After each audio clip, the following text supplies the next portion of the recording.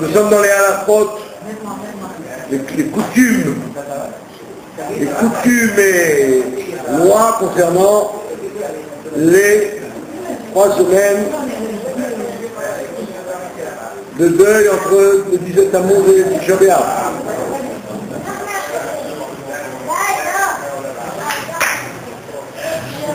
Alors, on a vu la semaine dernière les dinim qui vont du 17 Tammuz au Rosh Chodesh. Non, aujourd'hui on va voir les dinim qui vont de Rosh Chodesh Av jusqu'à ce qu'on appelle Shavua Shechalbo, la semaine où tombe Tisha B'Av. Bon, cette année c'est un peu court puisque la semaine où tombe Tisha B'Av c'est 2 jours, quoi. Dimanche, lundi, la semaine d'après. Donc il y a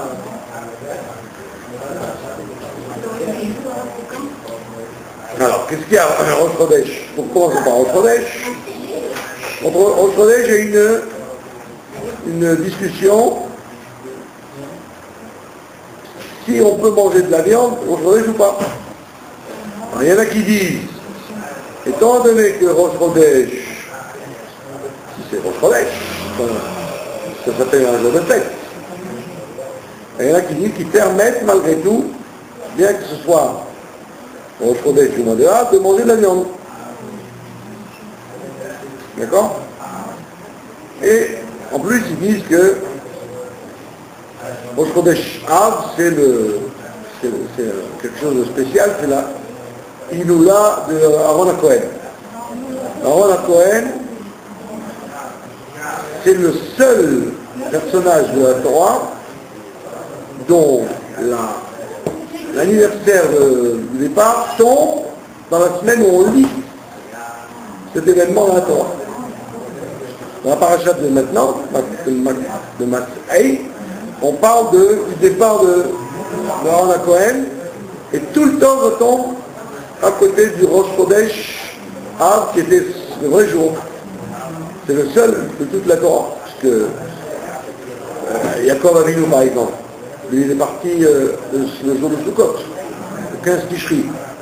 Parce que Yaakov Avinu, il est lié avec Sukkot, en plus il y a écrit dans Ishlach, il a vécu à Sukkot. Il a fabriqué des Sukkot, etc. Mais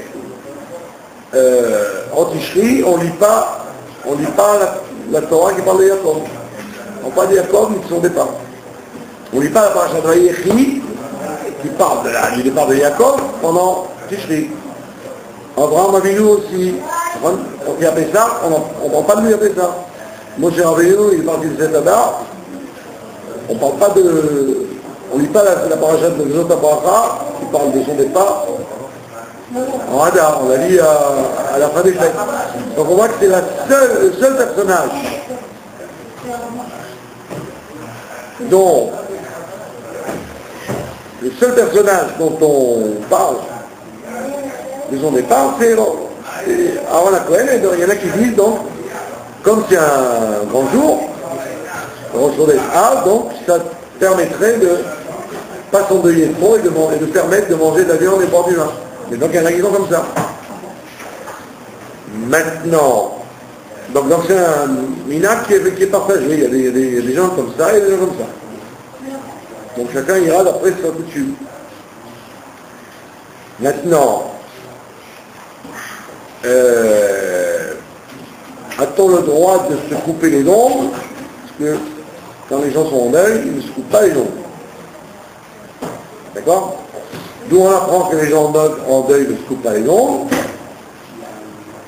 De la femme qu'on attrapait dans les guerres, quand on faisait la guerre, on avait le droit de capturer une femme, on appelle ça la Yefat Torah, et là-bas il y a écrit, donc quand tu sortiras en guerre, etc., tu prendras une femme, et là-bas il y a écrit, elle laissera les cheveux pousser, et elle laissera les ongles pousser.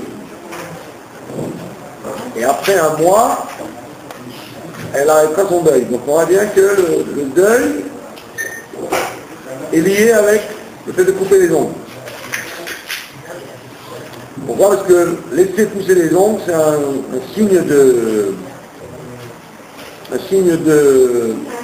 Le fait de couper les ongles, c'est un signe de joie. Quand on coupe les ongles, c'est-à-dire on s'entretient, on se soigne. Mais malgré tout, on peut encore, bien que nous soyons en deuil, nous permettons de couper les ongles régulièrement depuis Rosh Chodesh Av. Celui qui a l'habitude de couper les ongles, il peut continuer à le faire. Maintenant, qu'est-ce qui reste? Peut-on laver du linge? Peut-on laver du linge? Alors, laver du linge.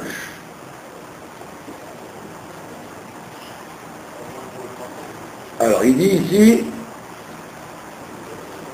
que c'est du marloquette aussi. Il y en a qui permettent de laver du linge jusqu'à la semaine de ton Shabbat, et il y en a qui l'interdisent. D'accord? Alors évidemment, on parle de quelqu'un qui a déjà du linge. S'il a changé, il peut changer de linge. Il a déjà de la réserve, quoi. Alors lui, il vaut mieux qu'il évite de laver du linge dans cette période. אדוני, יש פה מקליטים עכשיו. אם יש לך לעזור לי בבקשה, אז שיעזור לי. תחמו עליי, אני אספיק עליו במחלה, יש לי הרבה חובות מזה, אם יש לך פה לעזור לי בכסף מעשר, אז שיעזור לי פה בכסף מעשר. תחמו עליי. אנחנו מקליטים, אדוני, אתה לא מבין את זה? שנייה, הם ישנו. אתה חצוף, אין מה לעשות.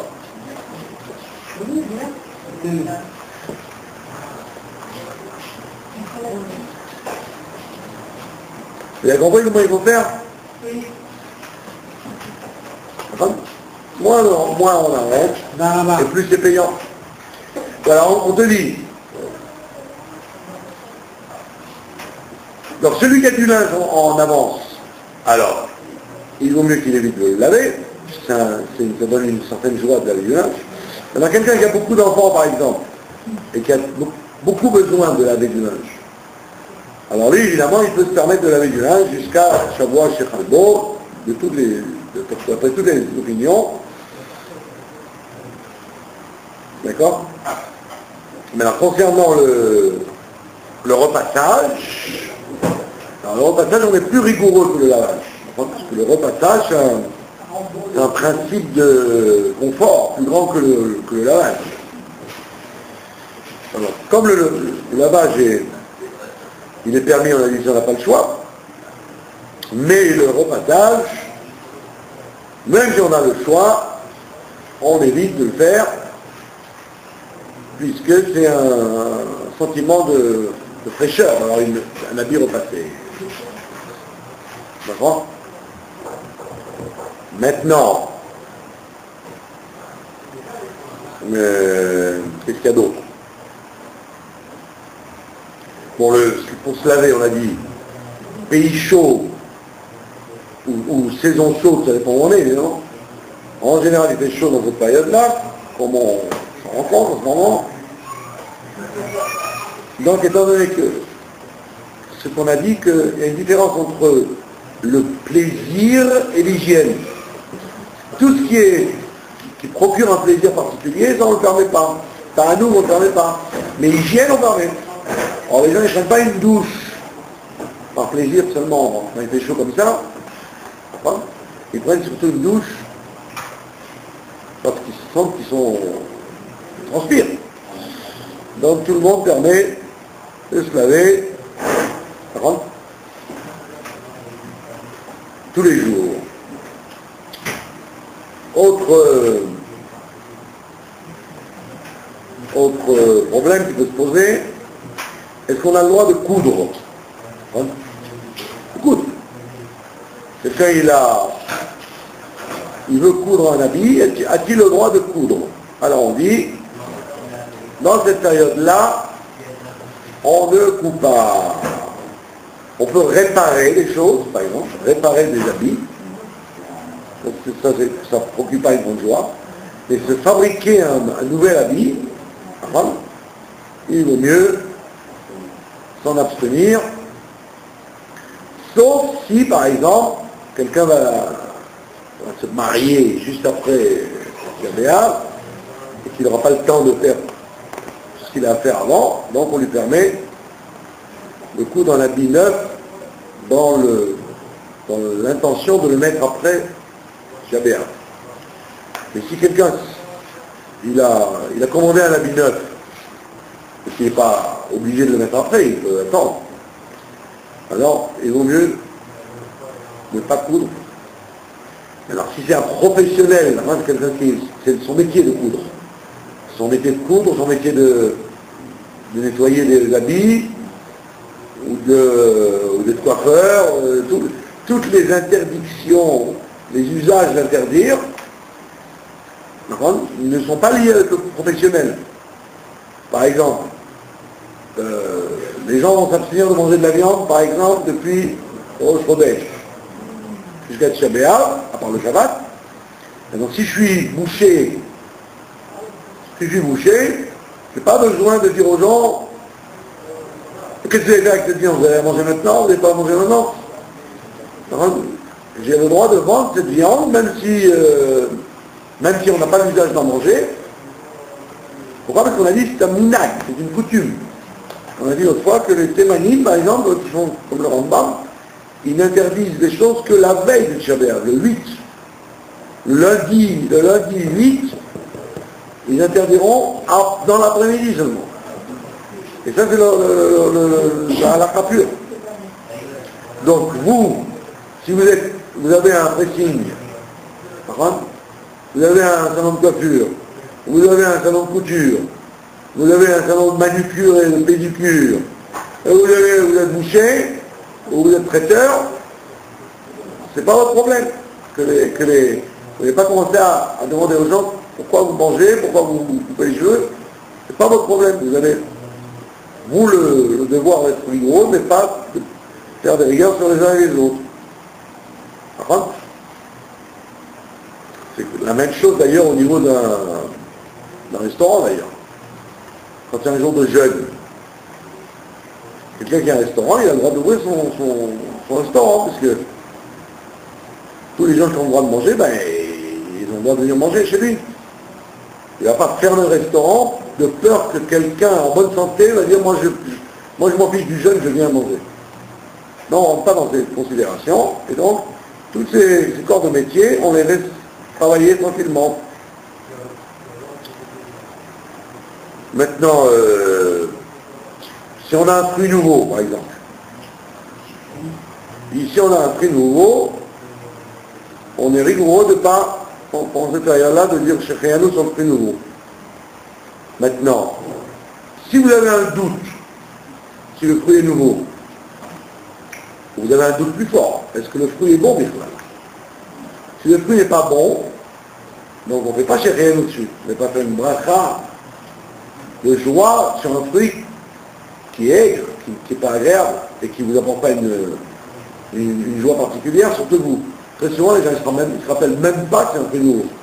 Des fois, ils se rappellent, ils disent, mais il n'y a pas longtemps que j'en ai mangé. Donc il n'y a pas la surprise qu'avant il y avait, quand on voyait un fruit nouveau, c'était une surprise. Aujourd'hui, vous en avez vu une fois, je ne savez pas si c'était il y a un mois ou il y a un an. Donc, on ne fait pas une bracha sur quelque chose qui est même pas, qui rentre même pas en ligne de compte, d'apporter de la joie. Donc, soit parce que vous ne savez pas, soit parce que vous n'êtes pas sûr qu'il soit bon. Alors vous pouvez manger le fruit et sans faire Shecheyanu, parce que faire Shecheyanu n'est pas une mitzvah. C'est pas que si vous n'avez pas fait Shecheyanu, vous avez transgressé quelque chose sur le fruit. Si vous mangez sans faire la bracha du fruit, là il y a un problème. Mais si vous n'avez pas envie de faire Shecheyanu sur le fruit, soit parce que vous ne savez pas s'il est bon, soit si vous ne savez pas si vous en avez mangé, alors vous le mangez sans Shecheyanu, vous n'avez pas un petit peu. On ne sait pas, on n'a pas mangé. On ne peut pas Voilà, c'est ça. Donc, voilà. Si vous avez très souvent un doute qui soit aigre ou bon, vous le mangez, vous faites un bracha, vous le mangez, et vous ne faites pas rien ou uniquement un petit peu. C'est terminé, pas besoin de se casser la tête. Vous avez compris? Pourquoi? Parce que Cheikh Yanou, c'est-à-dire que tu nous as fait vivre jusqu'à ce moment-là. C'est-à-dire j'ai attendu ce moment-là avec impatience dans ma vie. C'est bien. Dites-moi si vous recevez un gros loto de plusieurs millions de shekels, là vous auriez dit, j'ai rien eu parce que vous êtes vraiment très content. Mais pour un raisin aigre-doux, un abricot, je ne sais même pas s'il est mangeable. Donc il y a un problème justement de faire une bracha pour rien. Donc on évite ces choses-là. Voilà. Pas de question? Si on a un mariage après le Shabbat, pas tout de suite après, mais un peu après, et que c'est le seul moment de vacances qu'on a, à partir de Rosh Chodesh, on peut se faire des habits pour un peu période ou pas? Non, à partir de vacances. Des habits pour plus tard. Pour le mariage. Oui, c'est ça, c'est ce qu'on a dit. Pendant la période Oui, on a dit que si on en... C'est pas pour les mettre maintenant, parce qu'on sait que on en aura besoin par la suite, on a le droit, bien sûr. La joie, c'est pas de fabriquer l'habit, c'est de le finir et de le mettre. Donc si vous savez que vous serez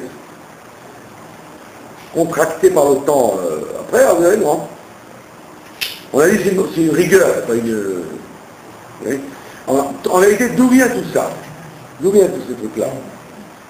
C'est que, on a dit, en vérité, le vrai deuil de cette période-là, il avait lieu que la veille du Shabbat. C'est avec les siècles que les communautés ont rajouté, parce que, comme le deuil de Shabbat, comme vous le voyez bien, la plupart des Juifs, ils ne savent même pas de quoi ça parle. Quand vous dites à quelqu'un, le temple a été détruit, ils vous disent, ouais alors, l'Acropole aussi, Athènes aussi a été détruite, ça va. C'est quoi pour vous le temple? C'est un grand abattoir. Parce que quand les gens y croient, c'est un temple, c'est un grand abattoir. Donc, étant donné que le deuil est de plus en plus loin, donc automatiquement, le deuil va être de moins en moins fort. Parce qu'il n'y a pas de survivants qui ont vu le temple, et il y a de moins en moins de conscience que c'est un manque. Il y a de moins en moins de conscience que c'est un manque. Le Beth Amikdash, les gens ils ont tellement l'habitude de vivre comme ça, que donc les Chachamim, ils ont augmenté le deuil plus tôt pour que les gens ne perdent pas n'oublient pas que c'est une période de deuil.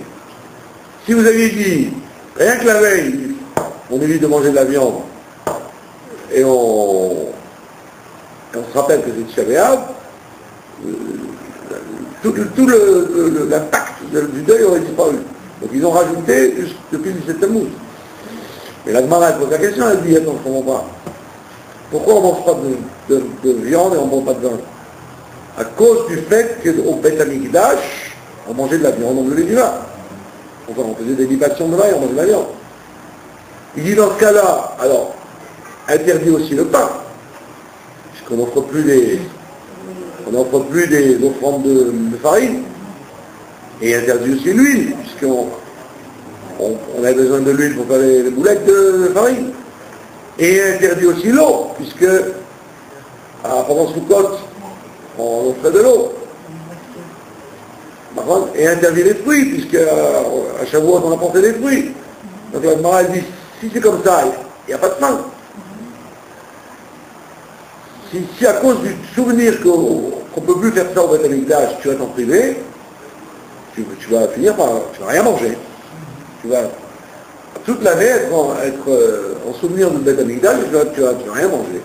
Donc ils n'ont pas voulu trop alourdir, donc ils se sont contentés de marquer le coup avec le vin et la viande, parce que c'était spécifique du Beth Amikdash. Mais que le reste, c'est un décret que le public n'aurait pas pu tenir. Donc tout ça, en réalité, c'est des coutumes.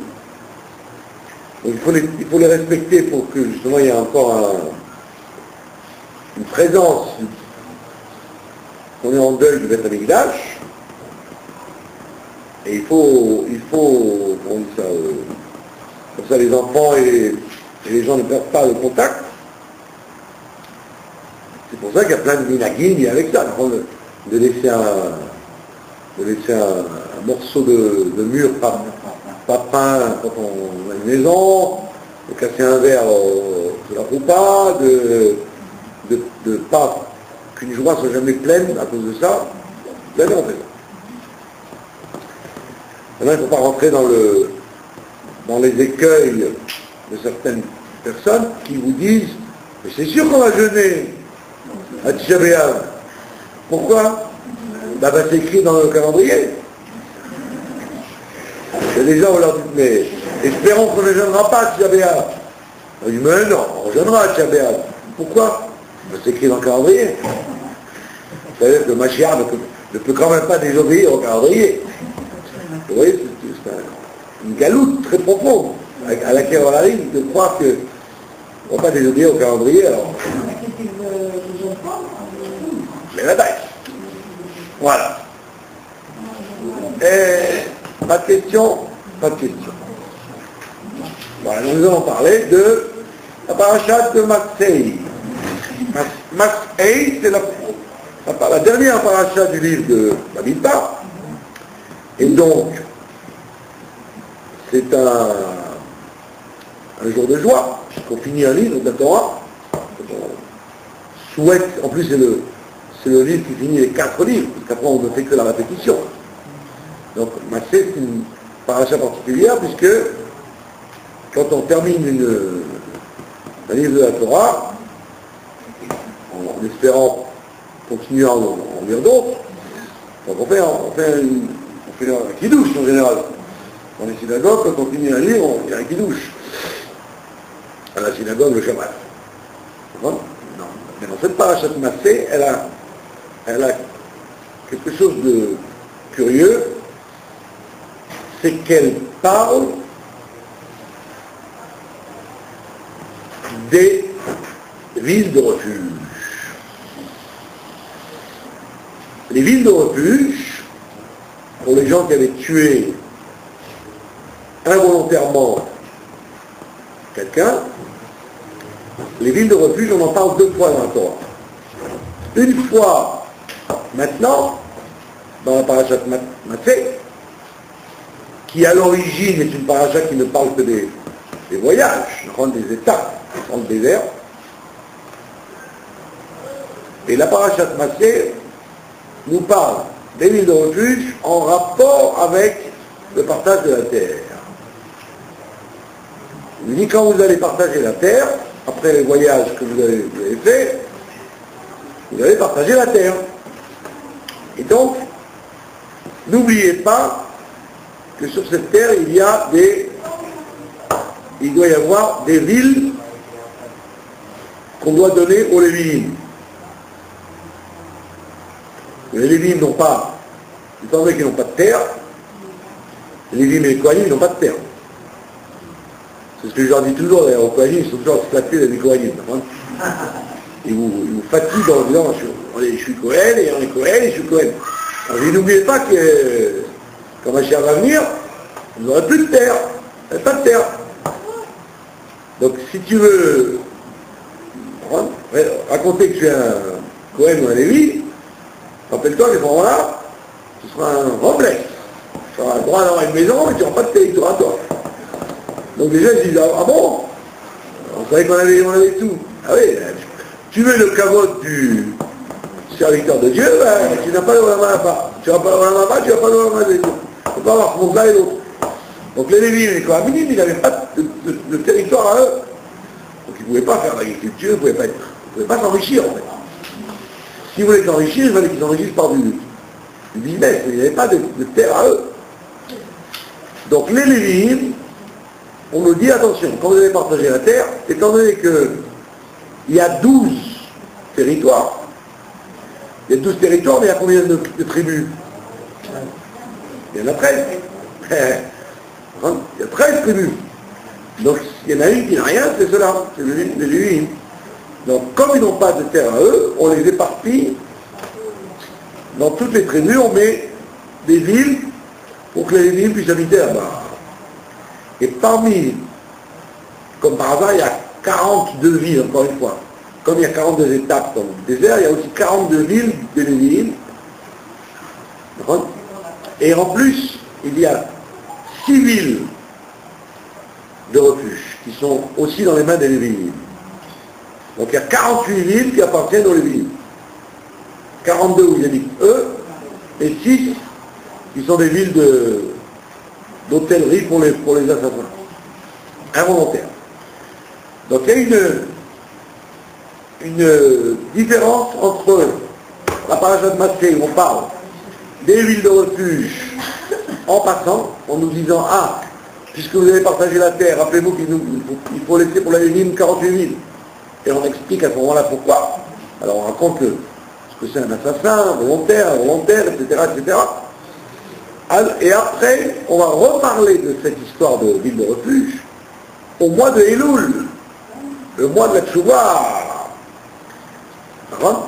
Donc, il y a 2 parachutes où on parle des villes de refuge. La paracha qu'on lit en Elul, sur les villes de refuge, et la paracha dans les 3 semaines de deuil.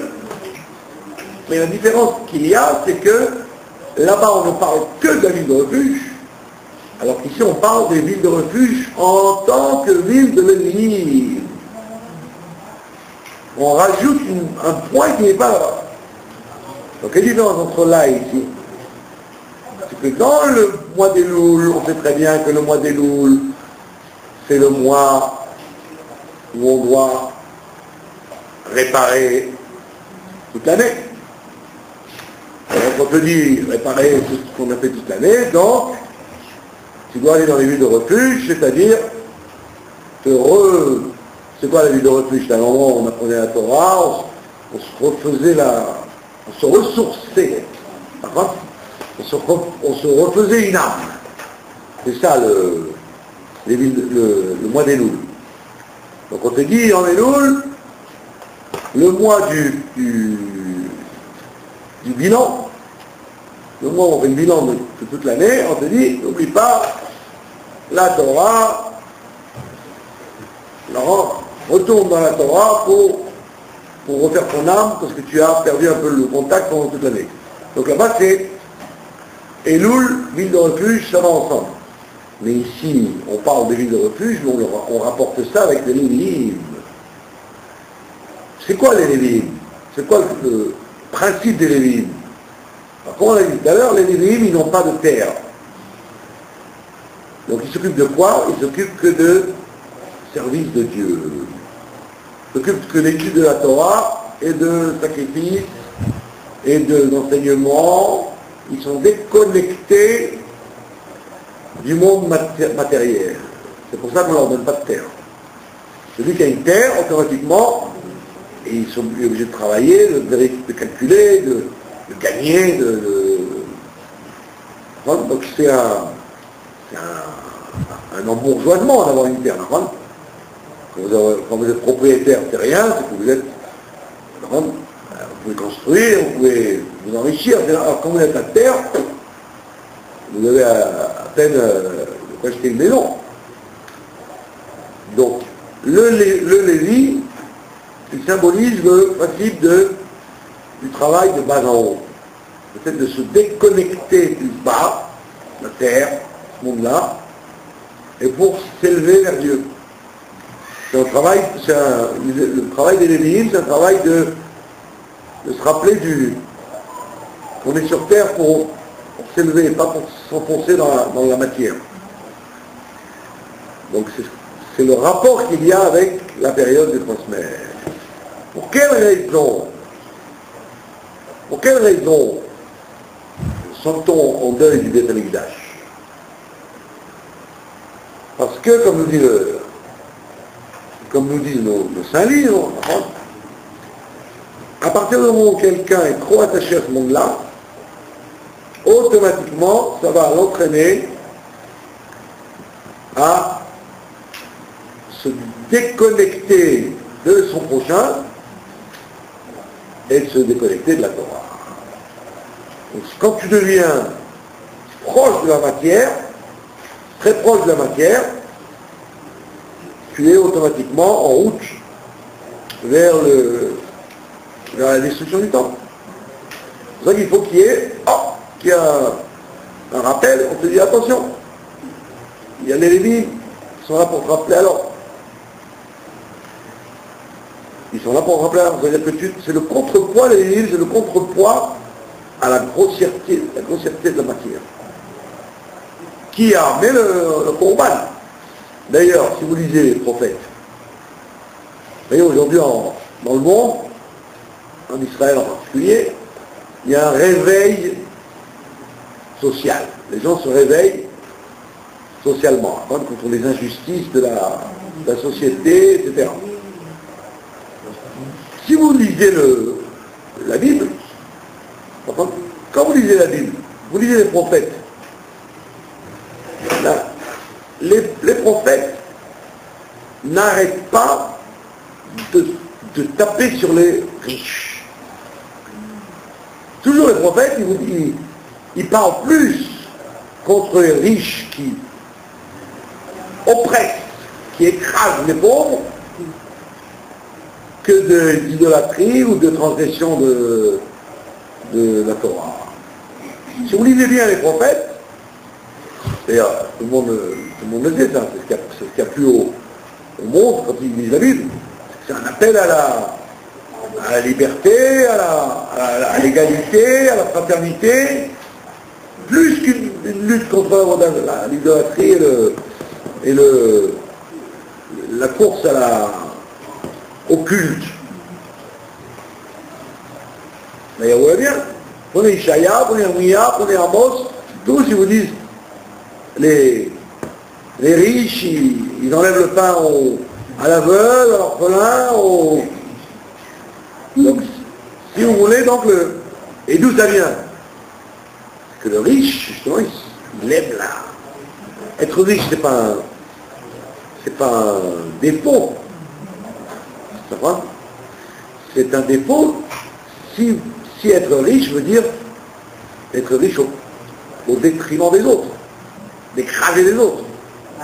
Mais si vous êtes riche, comme Rabbi Elazar ben Azaria, qui faisait la tzedaka, etc., à tout le monde, ou comme Hillel, une fois qu'il est devenu Nassi, il n'y a pas de problème, parce que vous ne perdez pas le fil. Vous êtes riche, et vous savez que la richesse, elle est là pour faire des bonnes choses avec, pas simplement pour l'accumuler pour soi et ses enfants.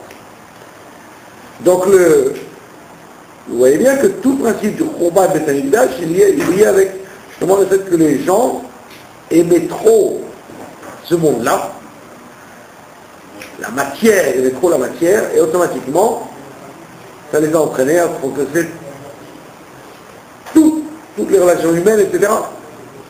Et donc ils deviennent, en quelque sorte, des assassins, volontaires ou involontaires. Quelqu'un qui est... D'où vient que quelqu'un assassine? Il y a, comme dit le Midrash, il y a un bouillonnement du sang qui fait que quelqu'un en est arrivé à tuer. Le sang bouillit tellement fort qu'on est arrivé à tuer. Et d'où vient que le sang bouillonne trop fort? C'est pas parce qu'il est de telle origine ou de telle ville, c'est parce qu'il a trop été dans la vie matérielle. Donc c'est ce qu'on appelle Retichat Adamim, bouillonnement du sang. Et même l'assassin involontaire, pas simplement l'assassin qui fait exprès, mais le tueur qui ne fait pas exprès, lui aussi, il a eu ce problème-là, parce que sinon on ne se serait pas servi de lui pour tuer quelqu'un d'autre. S'il est arrivé à tuer malgré le fait qu'il n'ait pas de haine contre la personne, où il s'est trompé, où il a... S'il est arrivé à ce statut-là d'assassin, involontaire, c'est qu'il avait quand même il avait une rétichat anonyme à l'intérieur de lui, un bouillonnement du sang en lui. Et donc c'est ça le sujet des 3 semaines. De nuit que, fais attention, le fait que tu es trop matérialiste, et qu'automatiquement tu as besoin qu'on te dise qu'il faut que tu ressembles aux Lévines. Il faut devenir comme un Lévi, c'est-à-dire se déconnecter de l'appartenance à la terre. Il faut être déconnecté de la terre, déconnecté de l'amour de la matière.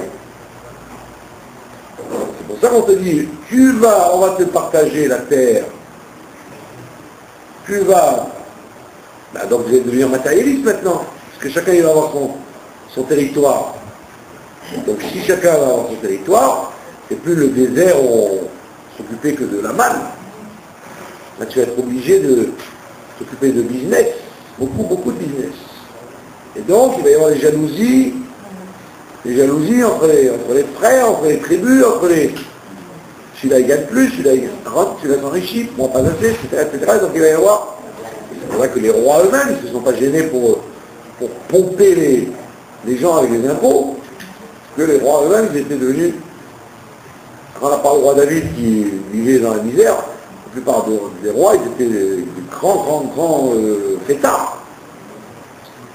Comme Mohamed, il a fini sa carrière détesté par le peuple, parce qu'il n'arrêtait pas de pomper les impôts. Donc ça veut dire qu'il y a quand même un grand danger dans le partage de la terre, c'est que tu vas devenir matérialiste. Et donc quand tu deviens matérialiste, tu t'exposes à tuer pour prendre la terre, comme il a fait Achab, qui a tué le pauvre Naboth, parce qu'il avait une ligne. On voit bien que le fait d'aimer l'argent et le pouvoir et la cupidité vient justement du fait que tu t'es trop engagé là-dedans.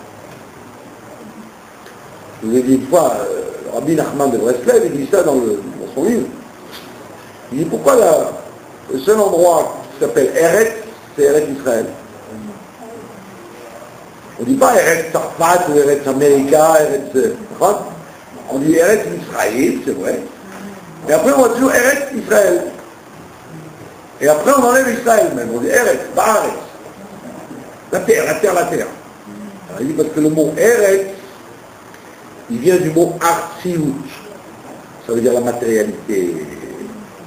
Il dit la terre d'Israël, elle est très dangereuse parce qu'en même temps, elle peut pousser les gens à être très spirituels, elle peut les pousser à devenir au contraire plus matérialistes qu'ailleurs dans le monde.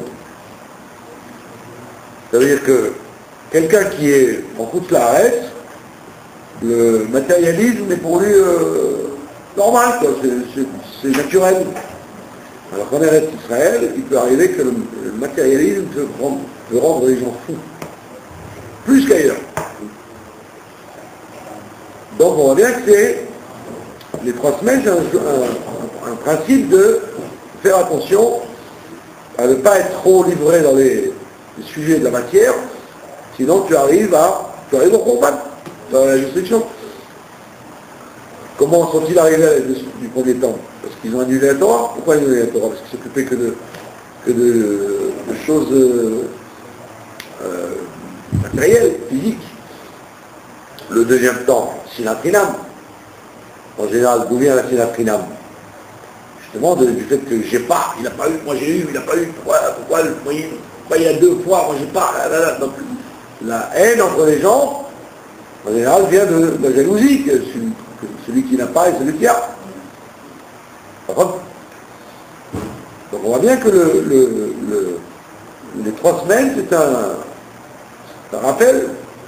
Et c'est pour ça que la paracha de Massé, contrairement à la paracha des villes de refuge, là-bas dans Elul, ici la paracha vous dit, attention, c'est pas simplement d'aller dans la ville de refuge. Rappelle-toi, la tchouva, le mois d'Elul, faire le bilan, allez, va en ville de refuge, va te refaire. Non, on te dit, fais attention, que la ville de refuge, elle est liée avec le fait que tu risques de devenir un assassin involontaire. Et comment tu peux devenir un assassin involontaire? Parce que tu vas commencer à t'occuper de la terre, à t'occuper des choses matérielles. Et donc l'amour de l'argent, l'amour de posséder plus, etc., va te rendre potentiellement un assassin. Et c'est pour ça que comment on appelle ça, les chachamim, comme on l'a vu dans la tout à l'heure, ils vous disent dans ces 3 semaines, justement, le fait de te dire, n'achète pas des habits neufs, ne t'occupe pas trop de lavage, de repassage, de coiffure, de manger, etc. Hein, ça te remet un peu, comme les Lévites, le fait que la vie n'est pas faite que de profiter de ce monde-là, quoi. Parce que le Beth Amikdash, c'était une sacralisation de la matière. Mais on le voyait, quand on rentrait dans le Beth Amikdash, il y avait, le dévoilement de Dieu était visible. Donc même si on mangeait de la viande, ou qu'on faisait des actes matériels, on savait pourquoi on le faisait.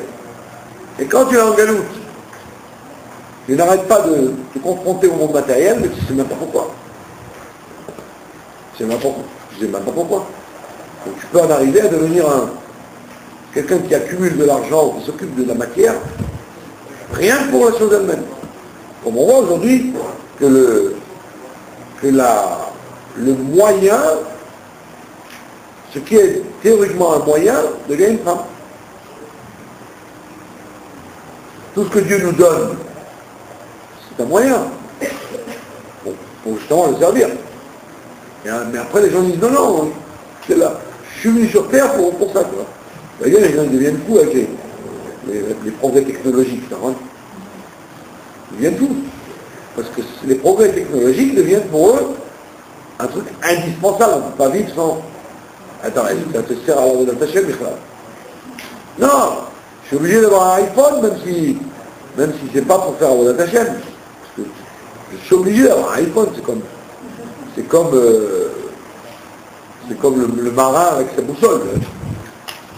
Donc les gens finissent par perdre le fil de ce qui est la raison d'être des choses et le moyen. Et dans ce moment-là, on rentre dans un cycle de courir après la matière alors que tu ne te demandes même pas à quoi ça sert. Les gens vont en vacances parce qu'il faut aller en vacances, même s'ils ne sont pas fatigués. Ils achètent une voiture parce qu'ils doivent avoir une voiture, même s'ils habitent à côté. Combien de gens prennent la voiture pour aller acheter une baguette? Hein? Ils vont acheter une baguette, ah, je vais à Yesh, je vais prendre la voiture pour aller à Yesh, pour acheter. D'accord? Donc, c'est-à-dire que le monde vit par la recherche du moyen comme une fin en soi. Et d'abord, même pourquoi tu étais acheté la baguette? Tu en avais dans le frigidaire. Non, il fallait que je sorte pour prendre l'air. J'ai fait la voiture, donc je descends 5 étages dans le garage, après je remonte.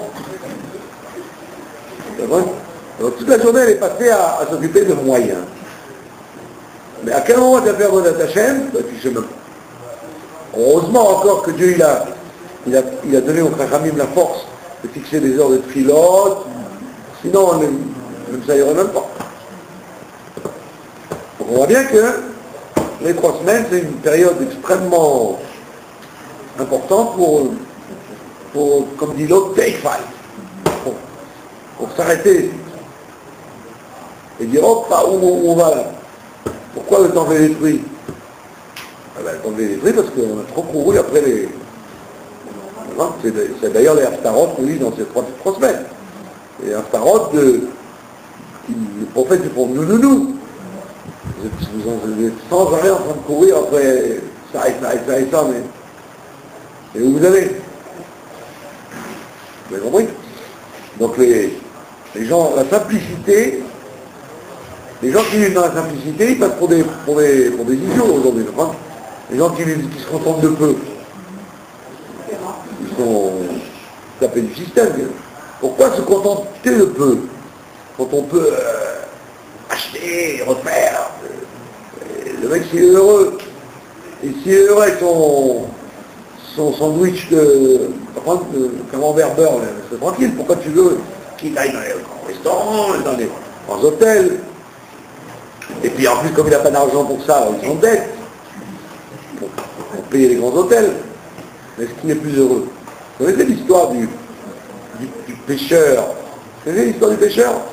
Eh oui, il y a un pêcheur, il est au bord de la rivière, il pêche tranquillement, dans l'ombre, comme ça. Puis il y a un Américain de Manhattan qui vient et il fait « Qu'est-ce que tu fais là ?»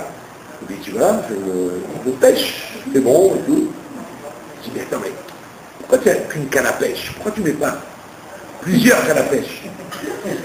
Ah, évidemment, eh oui, comme ça tu pourrais pêcher 10 fois plus de poissons, au lieu d'en pêcher qu'un. Ah, il dit « Ouais, c'est bien ça. » Il dit « Après, alors ?» Il dit « Après, il te faudrait une voiture, une avant-grande pour mettre les poissons. » Ah, il dit « Oui, c'est vrai, il faudrait une voiture plus grande. » Et alors, il dit « Ah, après tu as une voiture, après tu pourras faire venir des gens qui pêcheront pour toi ici. Et toi, tu pourrais être dans l'usine où on travaille les poissons. » Il dit « Oui, c'est bien ça. » Et après, il y a une voiture avec tout le poisson que tu vas avoir dans l'usine. Ça va faire boucher l'usine. Donc tu vas être obligé d'avoir encore d'autres pêcheurs, et au lieu d'avoir 10 cannes à pêche, tu prends un bateau. Oui. Et avec ça, tu vas acheter une autre usine de poissons, etc. Et après tu auras tes bureaux à New York. Comme moi, à Manhattan. Et alors, après, tu seras même coté en bourse. Peut-être tes poissons, ils seront très connus dans le monde entier. Tu vas à la bourse. Il dit alors, après, comme tu seras très fatigué, tu pourras venir ici, et puis tu viendras pêcher le dimanche. Alors, tu viendras pêcher le dimanche pour te reposer.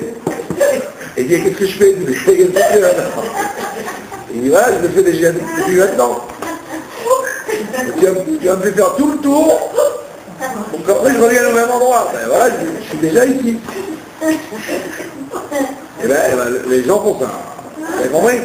Ils écoutent les bons conseils, et ça, pour en arriver à dire, tu sais quoi, ce que tu as maintenant, c'est largement suffisant, très bien. Et c'est pas une blague, c'est une réalité. Les gens vivent comme ça. Vous avez compris? Je connais des gens qui font de la vidéo, ils ont un métier de vidéo, d'accord? Ah, ils ont quelques contrats, ils vivent avec ça. Non, il faut qu'ils aient une autre équipe pour faire d'autres mariages, et donc ils rentrent dans d'autres contrats, et d'autres trucs, et d'autres trucs, et d'autres trucs. Qu'est-ce qu'ils ont gagné? Et tu as de quoi manger ce que tu veux. C'est bien vous. Donc ce qu'on te dit les 3 semaines, c'est, on te dit, vous avez perdu la terre parce que vous n'avez pas su vous avez perdu le Beth Amikdash et la terre parce que vous n'avez pas su voir l'intérêt que la terre elle a. La terre, c'est pour faire les mitzvot liés avec la terre. La terre, elle sécrète de la goucha, etc. Mais si vous oubliez tout ça, alors vous devenez plus matérialiste que les autres peuples que vous avez combattu. Et donc vous devenez à nouveau des Cananéens, des Moréens, etc. Des enfants d'Abraham, Israël et Jacob. Voilà, c'est pour ça que la Parashat Massé, elle se croit obligée de nous reparler, de nous parler des villes de refuge en plein milieu du partage de la terre, pour nous rappeler que toutes les 3 semaines, c'est pour justement faire un Pesexman, comme on dit, faire une halte en disant il faut arrêter de courir après le fond de l'art et commencer un peu à se rappeler de notre relation avec le bon Dieu. Et c'est d'ailleurs pourquoi, comme par hasard, dans le monde entier, cette période-là correspond aux périodes des vacances, justement. Donc justement, les gens, à ce moment-là, ils deviennent de plus en plus liés avec ils sont encore plus matérialistes quand ils sont en vacances. Parce qu'ils ont besoin des hôtels, ils ont besoin des... Et ils ont très tendance, les Juifs dans le monde, quand ils se déconnectent de leur période de travail, justement, ils sont plus matérialistes dans les périodes des vacances, parce qu'ils sont dans le soleil, parce qu'ils sont habillés moins bien, etc. Ils sont moins scrupuleux d'avoir un minyan pour prier, des fois ils louent des maisons dans des endroits où il n'y a personne. Donc ils ont tendance à une nette régression au niveau spirituel. La preuve, c'est que les Yeshivot elles ferment. Les Yeshivot elles ferment. Au moment après Tisha B'Av, les Yeshivot elles ferment. Elles devraient au contraire ouvrir encore plus, puisque c'est juste avant Elul. Donc on voit bien qu'il y a une contradiction entre le calendrier et ce qu'il faut faire. Donc c'est pour ça, Bezrat Hashem, il faut être conscient que la destruction de Beth Amikdash, c'est une catastrophe. Parce qu'en fait, comme dit le Rabbi, le Beth Amikdash, c'était l'endroit qui amenait toute l'abondance au monde. Donc si vous voyez quelqu'un, qui vous dit, moi, pour moi le Beth Amikdash, c'est le plus grand abattoir du monde, et j'en ai rien à faire, qu'il ne soit pas là, il faut lui dire justement que le Beth Amikdash, c'était l'endroit qui amenait la guérison au monde, l'abondance, la facilité, la paix, ce qu'on veut. À tel point que le Midrash nous dit, si les Goïms, ils avaient su ce que le Beth Amikdash leur apporte, au lieu de les détruire, ils auraient gardé. Ils auraient dit aux Juifs, allez-vous-en, on va le garder, le Beth Amikdash, vous allez voir. Ils auraient pu le garder de l'extérieur, en disant, vous les Juifs, vous n'êtes pas capables de le respecter, nous on a peur, on va perdre l'abondance. C'est vrai que l'Almara vous dit que depuis que le Beth Amikdash a été détruit, les fruits ont perdu leur goût, le blé n'a pas le goût du miel qu'il avait avant, etc., etc. Donc on voit que le Beth Amikdash, c'était pas un endroit de culte. Pourquoi je vous dis ça? Parce que le soir de Tisha B'Av, dans la radio, dans les radios, ils parlent de Tisha B'Av. Tous parlent de Tisha B'Av. Mais ils vous disent, à part les religieux qui vont au Kotel, que ce soit par terre, à Tel Aviv, alors que le jour de la Shoah ou du rappel des morts des guerres, les restaurants sont fermés, les gens ont peur, le chant de Tisha B'Av, ils s'en fichent complètement, les gens. Pour eux, c'est un truc de... Il y a quelques témanim assis par terre là-bas au Kotel. Bon, les religieux, ils pleurent le Beth Amikdash de nous, on s'en fiche. On ne va pas fermer les discothèques et les pubs en plein été à cause d'un Beth Amikdash. Donc ça veut dire que le Ham Israël lui-même ne sait pas que le Beth Amikdash n'était pas un endroit de culte, c'était un générateur d'abondance et de bénédiction pour le monde entier. Pour le monde entier, pas seulement pour les Juifs. Donc ça veut dire que, effectivement, il y a quoi être en deuil. Parce que les gens se fatiguent, comme on dit, à pédaler la choucroute, pour ramasser de l'argent ou manger du viande qui n'a pas de goût, ou des fromages qui n'ont pas de goût. Alors que si il y avait le Beth Amikdash, tout aurait un sens. C'est pour ça qu'on doit être triste de la destruction du Beth Amikdash. Pas parce qu'on a perdu l'occasion d'aller offrir des sacrifices. Parce qu'on a perdu l'occasion que, comme vous voyez dans le Tanakh, les huiles qui n'en finissaient plus et les dattes qui pesaient des tonnes et les raisins qui étaient gros comme des pastèques. C'est ça qu'on a perdu. L'abondance. Et les gens s'imaginent que l'Antiquité c'était comme le Moyen-Âge. Au Moyen-Âge, il y avait une nullité, parce qu'on était justement au Moyen-Âge, bien après la destruction du Beth Amikdash. Mais dans l'Antiquité, on a apparemment, d'après ce que la Torah raconte, il y avait de l'abondance, il y avait de la richesse et une force des gens. Donc c'est ça qu'ils vont regretter. Là aujourd'hui, pour manger bio, pour manger ci, pour manger ça, pour payer cher pour pas être malade. Alors qu'à l'époque, c'était évident que les gens étaient... ben oui, les gens étaient forts parce qu'il y avait le Betamikdash.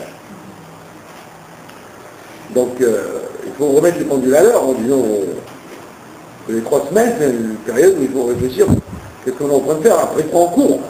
On doit courir après des valeurs réelles pour qu'à nouveau on retrouve le Betamikdash. C'est pour ça que tous les tzadikim, ils ont loué le Betamikdash, pas pour qu'il y ait une synagogue en plus, mais pour qu'il y ait à nouveau le bien qui éclate dans le monde pour tout le monde. Voilà. Il va avoir des rapports, je peux vous poser une question. Bien sûr. J'ai dit dans la conférence que pendant la période où il y avait les deux Betamikdash, non, il y avait la finale entre les gens, donc il y avait une mélodie tellement forte, en fait, ça avait été une insatisfaire. Quand on est avec Hachel, on s'en fiche qu'il se distribue d'argent pour notre part.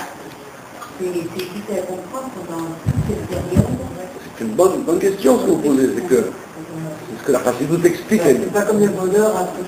La Chassidoute explique que quand une chose vient d'en haut et qu'on n'a pas travaillé pour l'avoir, alors automatiquement ça a un impact superficiel sur nous. C'est pour ça que le rabbi dit que les gens pouvaient aller au Beth Amikdash et être impressionnés par la Elokout et en sortant aller tuer leurs voisins. Quand ils rentraient chez eux, aller égorger leurs voisins. Et les Amaïs de Serara, qui n'avaient rien à voir avec ce qu'ils avaient vu. Le Serara, il s'est calmé au Beth Amikdash, mais en réalité il n'a pas bougé du tout. Donc c'était un impact qu'ils n'ont pas travaillé pour avoir. C'est un cadeau qu'on leur a donné. Mais le commerce c'est moins fort maintenant.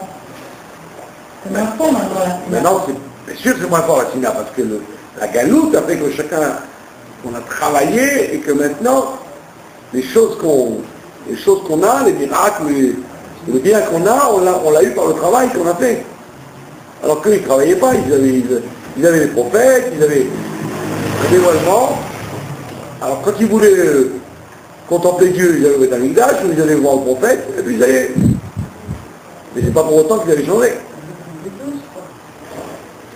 C'est un peu, si vous voulez, la même chose qu'avant notre période. Avant, quand les Juifs vivaient dans des pays où tout le monde était obligé de manger cachère, vivre d'après la Torah, bah, vous ne pouvez pas savoir si les gens étaient engagés ou pas. Parce que c'était le mode de vie. Ils vivaient comme ça, les gens. Mais maintenant c'est plus le mode de vie, vous êtes obligé d'aller chercher de la viande cachère, vous êtes obligé de vous exprimer comme juif, alors à ce moment-là, c'est vous qui êtes le propriétaire de votre action. C'est pas un cadeau qu'on vous a fait d'être dans une atmosphère naturelle. Vous avez compris, en miniature, c'est comme ça aussi. Avant qu'il y ait la dispersion des Juifs après la guerre. Donc au Beth Amikdash, c'est encore plus que ça. Donc vous voyez, dans le Tanakh, c'est facile, ils vont Beth Amikdash, ils emportent leur corbanote, hop, ils sortent, hop, il égorge quelqu'un. Ben attends, mais c'était au Beth Amikdash il y a 2 jours. Ça veut dire que le Yetzer Hara n'était pas du tout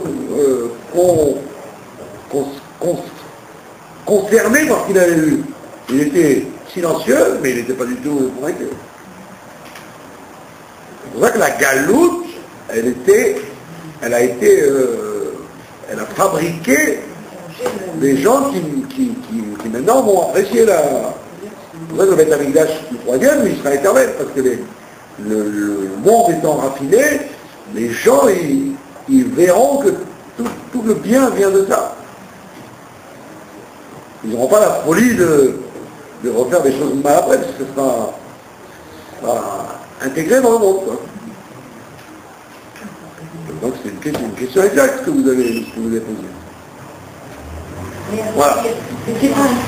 Mais aujourd'hui, par exemple, Moi, je ne sais pas raconter une histoire aux enfants. Alors, comment je fais?